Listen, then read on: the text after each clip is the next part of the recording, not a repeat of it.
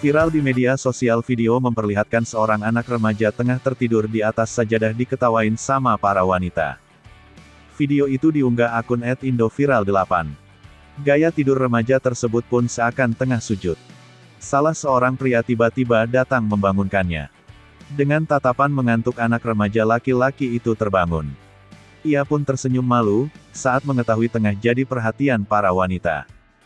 Ia lalu mencoba berdiri dan meninggalkan tempat tersebut. Namun, kakinya kesemutan.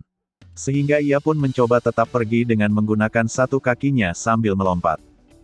Unggahan ini pun mendapat beragam komentar dari warganet.